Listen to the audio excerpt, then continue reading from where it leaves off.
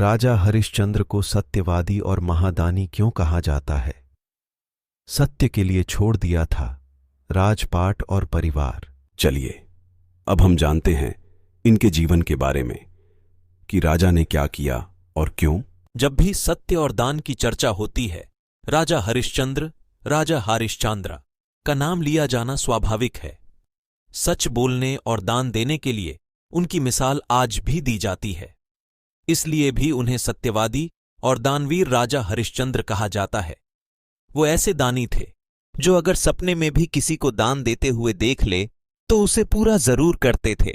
उन्होंने सत्य के मार्ग पर चलने के लिए अपने राजपाट से लेकर पत्नी तारामती और पुत्र रोहिताश्व का भी त्याग कर दिया। भले ही अपनी सत्यवादी और दानवीरता छवि के कारण राजा हरिश्चंद्र की काफी लोकप्रियता थी, लेकिन उनका पारिवारिक जीवन अत्यंत दुखी रहा। जानते हैं राजा हरिश्चंद्र के त्याग और सत्यवादिता की कहानी के बारे में। राजा हरिश्चंद्र के बारे में कहा जाता है कि एक बार उन्होंने सपने में महर्षि विश्वामित्र को अपना सारा राज्य दान में देते हुए देखा, लेकिन अगले दिन जब वे सुबह जागे तो सपने को भूल गए थे। महर्षि विश्वामित्र महल में आए और राजा हरिश्चंद्र तो उनका सपना याद दिलाया। इसके बाद राजा ने खुशी खुशी अपना राज्य उन्हें दान में दे दिया। लेकिन दान के बाद दक्षिणा की बारी आई तो वे बोले, पहले ही सब कुछ मैंने दान कर दिया, अब दक्षिणा के लिए धन कहां से लाऊं? बहुत विचार करने के बाद राजा हरिश्चंद्र ने खुद को बेचने का फैसला किया और काशी की ओर चल पड़े। इधर रानी तारामती और पुत्र रोहिताश्व को एक व्यक्ति ने खरीद लिया। उधर राजा हरिश्चंद्र को श्मशान के एक स्वामी ने खरीद लिया। हरिश्चंद्र की पत्नी उस व्यक्ति के घर पर बर्तन मांजने और चौका चूल्हा का काम करने लगी। वहीं कभी सिंहासन पर बैठने वाले राजा हरिश्चंद्र श्मशान का काम करने लगे। एक दिन राजा के पुत्र रोहिताश्व को सांप ने डंस लिया, जिससे उसकी मौत हो गई।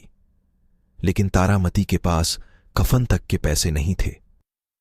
तारामती किसी तरह दुखी मन से पुत्र के शव को गोद में उठाकर शमशान पहुंची। लेकिन श्मशान पहुंचते ही हरिश्चंद्र तारामती से श्मशान का कर मांगने लगे, क्योंकि श्मशान का कर लेना नियम था और वो अपने मालिक की आज्ञा का पालन कर रहे थे। राजा हरिश्चंद्र पत्नी से बोले कि श्मशान का कर तो देना ही पड़ेगा।